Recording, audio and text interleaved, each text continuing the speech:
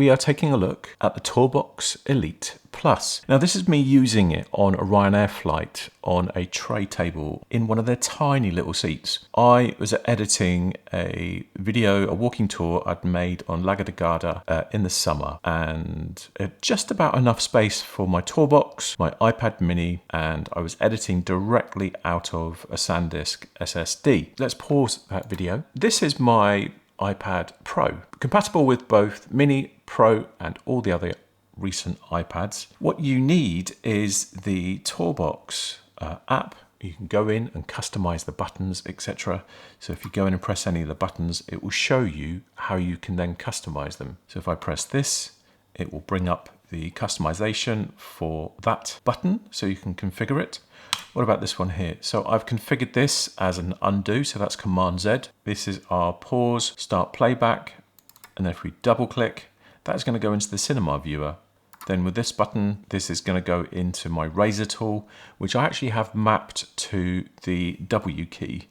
So if you wanted to put in your own keyboard prompts, then you can pull up the keyboard and it will give you a standardized keyboard that you can then input all those shortcuts from. Now on here, I have again mapped it to my preferred keyboard shortcuts. So if we go back into DaVinci, I'll show you how I've mapped the keys and how it functions for me. So currently we're playing, and as I mentioned before, we can stop, we can play with this, we can go back one frame, forward one frame. So that's configured so the haptic feedback, the clicking you can hear, that's one frame at a time. But if you wanted to go faster, you can use this scroll wheel and this will advance at 1 second or rewind at a second. We can also zoom on the timeline using this scroll wheel here.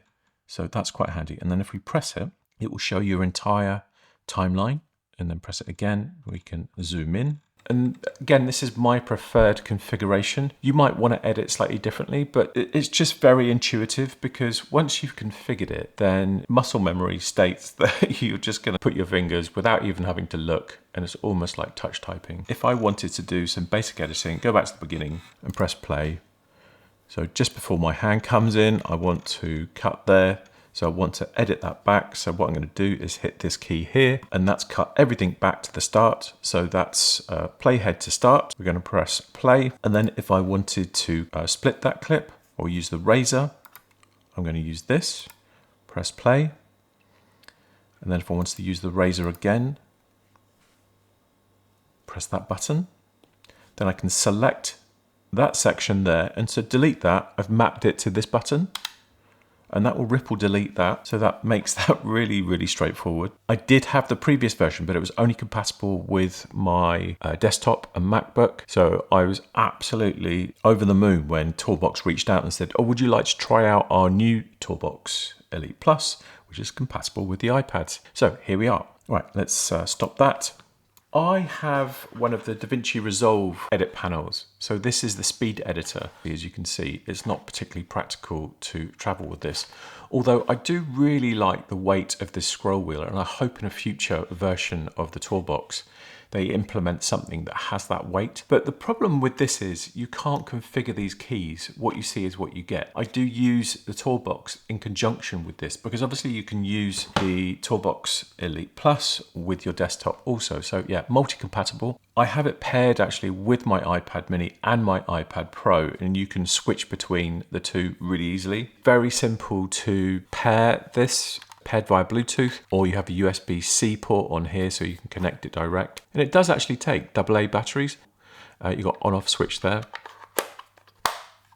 Little rubber feet on there. It does have a little bit of weight to it, which I really like because it feels really solid. With this opaque plastic, I found with the previous version, the black version, it really was a bit of a fingerprint magnet, but with this one, it doesn't seem to show any fingerprints at all. And by the way, I'm using the free version of DaVinci Resolve for the iPad, and I'll put a link to this in the description, because if you are looking for a video editor for your iPad, then the free version of DaVinci Resolve is an amazingly powerful piece of software.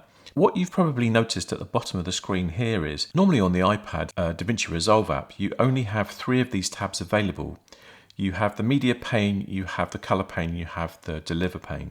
So I actually have the edit pane as well. You have to enable that to use some of the functionality with the TourBox. So to bring up this edit pane at the bottom here, you need to go back into the TourBox console app itself. Again, I'll give you the link to this in the description. If we go to enable edit panel, and it will give you a little walkthrough of how to enable a customized keyboard shortcut. So you can then bring up the edit pane so you can have the full functionality. If you have a look in the description, there will be a link to the TourBox website. They often have sales, they often have discounts, so go ahead and check that out. If you have any questions, just drop them in the comments below, because you can use it with Capture One, Photoshop, you can configure it exactly how you want it. That is it for today's video. If you found it useful, please give me a thumbs up, please consider subscribing and ring that bell if you'd like to be notified of future videos. Lots more coming soon, and I'll see you in the next one. Bye for now.